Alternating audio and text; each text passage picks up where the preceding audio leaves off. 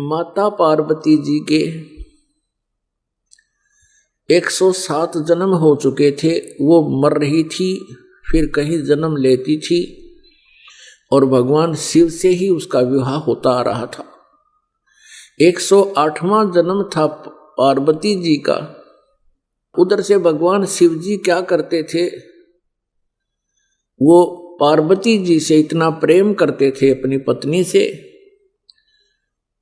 उनकी मृत्यु के उपरांत वो उनके कंकाल को, उनके सिर को निकाल लेते थे और उनके प्रेम में उसकी याद को ताजा रखने के लिए एक माला बना ली थी, गले में डाल लेते थे और या अपने कहीं मकान, अपने महल की खुट्टी पर टांग देते थे। उनकी याद में रोते रहते थे। एक दिन नारद जी आए, पार्वती जी से कहा कि हे माता, आप जन्म और मृत्यु के कष्ट से कितने दुखी होते हो। भगवान शंकर जी के पास, शिव जी के पास एक अमर मंत्र है, यदि वो आपको वो मंत्र दे दे, जाप करने का एक नाम है, आपका जन्म और मृत्यु समाप्त हो सकता है। पार्वती जी ने कहा कि हे ऋषि जी, आपकी बातों पर मुझे विश्वास नहीं हो पा रहा, क्योंकि भगवान शिव जी मुझे बहुत प्यार करते हैं, मेरे पति हैं और इनके स्वभाव और इनके उदार स्वभाव से मैं खूब परिचित हूं। ये मेरे लिए अपनी जान भी दे सकते हैं और वस्तु का तो कहना ही क्या। फिर आप ये कहो कि इनके पास कोई ऐसी वस्तु है और वो मुझे नहीं देते, नहीं दी आज तक, मेरे से छुपा ली, मेरा बात जची नहीं और मेरी जन्म मृत्यु का भी मुझे ज्ञान नहीं। तब भगवान नारद जी ने कहा कि माता, ये जितने भी गले में भगवान ने ये शीश, ये रूंड टांग रखे हैं तेरे खोपड़े, ये तेरे ही हैं। 107 तो ये टंग रे खुट्टी पे है और 108वां आप वर्तमान में है। और भगवान शिव जी के पास एक बहुत ही अच्छा मंत्र है, वो आपको देंगे तो आपका कल्याण हो जाएगा। पार्वती जी ने फिर वही शब्द दोहराए कि नारद जी, मुझे विश्वास नहीं हो रहा कि उन्होंने मुझे ये नाम क्यों नहीं दिया जिससे मेरा मोक्ष हो सकता है। ऐसा भगवान नहीं कर सकते, मुझसे कुछ नहीं छुपा सकते। तब नारद जी ने कहा कि अभी तक आप उनको केवल पति मान रहे हो, आपने उनको भगवान नहीं माना, आपने उनको गुरु नहीं माना। जब तक आप अधीन नहीं होगे तब तक वो आपको ये वस्तु नहीं देंगे। अभी तक तो आप उनको एक पति मानते हो और कभी कभी डांट भी लगा देते हो, और इस अनमोल वस्तु को लेने के लिए आपने बहुत विनम्र स्वभाव अपनाना होगा। अति अधीन दीन हो प्राणी, ताको कहना वो अकथ कहानी, ये नियम है भक्ति का। अब नारद जी के उस प्रेरणा से उसको बहुत ज्यादा प्रेरणा मिली, बहुत प्रेरित होगी और सोचने लगी कि ऐसा अनमोल मंत्र उनके पास है। नारद जी झूठ नहीं बोलते, इनका कोई स्वार्थ नहीं झूठ बोलने का, परमार्थी व्यक्ति हैं, ये झूठ नहीं बोलते। पार्वती जी ने सोचा कि अवश्य में मेरे अंदर ही कोई त्रुटि रही है जिस कारण से प्रभु ने अभी तक मुझसे ये अनमोल मंत्र छुपा रखा है। अब शाम के समय जब भगवान शिव जी अपने घर लौटे, उस दिन एक विशेष परिवर्तन देखा शिव जी ने कि पार्वती जी उनके चरणों में गिर गई और फूट फूट कर रोने लगी। भगवान शिव ने कहा कि पार्वती, तेरे को किसने क्या कह दिया, मुझे बता, उसका अभी ठीक करता हूं उसको। पार्वती जी ने कहा कि आपके रहते मुझे कौन कह सकता है प्रभु, लेकिन मुझ अबला से कोई भूल बनी है। हे परमात्मा, आपने मुझसे एक अनमोल वस्तु छुपा रखी है। आप मुझसे इतना प्यार करते हैं, क्या मैं जब मरती थी आप दुखी नहीं हुए होगे? अब नारद जी, उसने शिव शंकर भगवान ने सोचा आज यह कौन सा स्टेशन पकड़ ली है, ये तो कदे ढंग से बात नहीं करया करती, आज ये बोल क्या रही है। तब कहा, पार्वती जी ने संक्षिप्त में सारी कथा सुना दी है। भगवान, आपके पास अनमोल मंत्र है, मैं 107 बार मर चुकी हूँ, ये शीश मेरे ही हैं, आपने कभी नहीं बताया। मेरे में कोई त्रुटि रही होगी, मुझे बालक समझकर माफ कर दो, मुझे वो मंत्र दे दो। हाँ, भगवान शंकर बोले, पार्वती ये तेरे सतर की बात नहीं, नो बता तेरे को कौन मिला ऐसा भगवान आत्मा, तेरी बुद्धि बदल दी उसने। ऐसा कौन विधाता मिल गया जो तेरी बुद्धि बदल दी?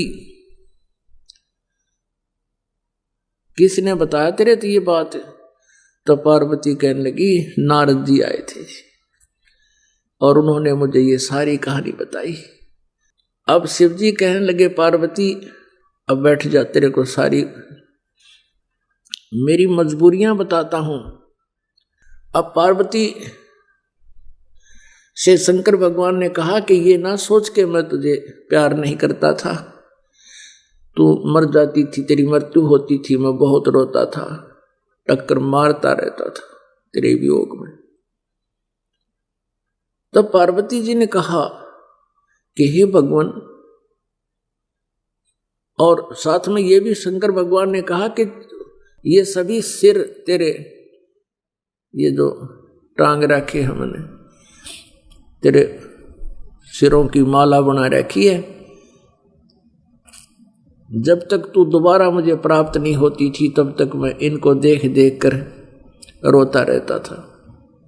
तब पार्वती जी ने कहा कि हे भगवान, आपके पास ऐसा मंत्र जिससे मैं अमर हो सकती हूं, और वो क्यों ना दिया आपने भगवान? मैं मरती ही नहीं, आप इतने कष्ट उठाया आपने। पुण्यात्मा, जो व्यक्ति अपने प्रोसेस से परिचित होता है, अपने प्रोफेशन से परिचित होता है, वो समझता उसके कदर और वैल्यू को। ये मंत्र ऐसे नहीं दिया जा सकता। तो भगवान शंकर ने कहा कि पार्वती, अभी तक तेरी आत्मा में इस मंत्र की चाह नहीं बनी थी, इच्छा नहीं बनी थी, प्रबल इच्छा नहीं। और जब तक इच्छा ना बने तो मैं तुझे बहुत कोशिश करता था, आपका याद भी होगी, मैं बहुत बार चर्चा चलाता था कि पार्वती, भगवान की भक्ति करनी चाहिए, परमात्मा की भक्ति से जीव का कल्याण होता है। लेकिन आप तो मेरी एक नहीं सुनती थी और क्या कह देती थी कि मुझे भक्ति की क्या आवश्यकता है, मुझे तो भगवान मिल गया। मैं भी चुप हो जाता था कि अब या आगे बात सुने नहीं। तो पुण्यात्माओं, जैसे समुद्र के अंदर,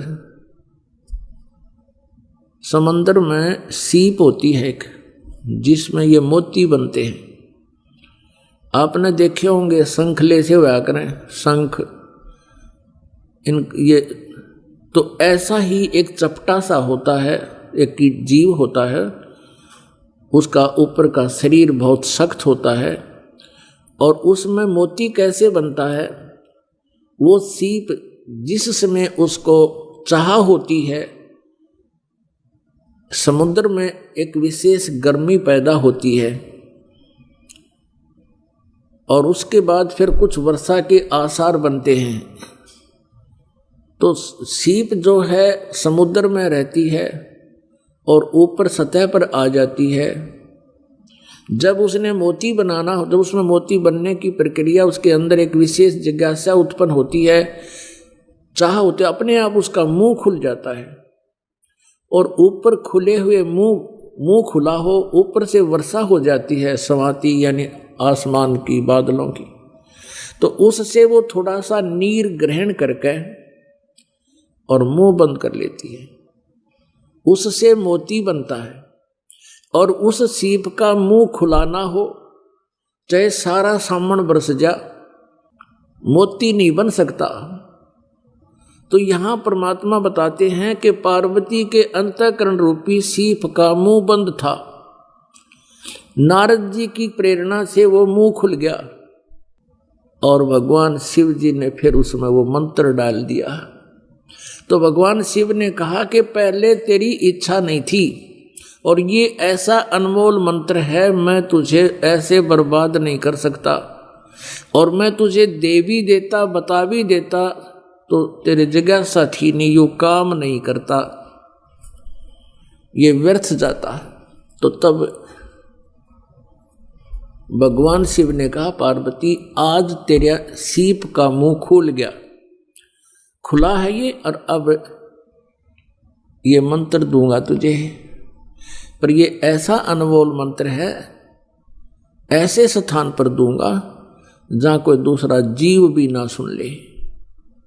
जहां पर अमरनाथ बना हुआ है वहां एक सूखा वृक्ष था, एक सूखा वृक्ष था, कोई पत्ता नहीं था, टहनी शेष थी। और वहां जाकर उसके नीचे बैठ गए भगवान शंकर और पार्वती। भगवान शिव जी ने हाथ से 3 ऐसी जोर जोर से ताली बजाई, इतनी आवाज हुई कि आसपास, इतना भयंकर नाद हुआ कि आसपास के कोई पक्षी वहां पर था वो उड़कर भाग गया। और कहीं अंडे भी थे आसपास के वृक्षों में, वो भी पक्षी बनकर उड़ गए। उसी वृक्ष की खोगर में एक थोथे स्थान पर में जो वृक्षों में हो जाता है, उसमें एक मादा तोते ने अंडे दे रखे थे। जो समस्त अंडे थे वो तो पक्षी बनकर उड़ गए। एक गंदा अंडा था वो शेष रह गया। भगवान शिव पार्वती जी को वो मंत्र सुनाने लगा। पुण्यात्माओं, आपको पता चलेगा आप कितने पुण्यवान हो। वो जो मंत्र पार्वती जी को मिला वो मंत्र आप जी को मिल रहा है। इसके बीच में ये किसी को ना मिला, केवल कबीर परमेश्वर जी ने कुछ एक पुण्यात्माओं को दिया था। उनसे भी कह दिया था कि इसको अभी गुप्त रखना, नहीं तो काल के दूत इन मंत्रों को ग्रहण करके मेरी प्यारी आत्माओं को भ्रमित कर देंगे।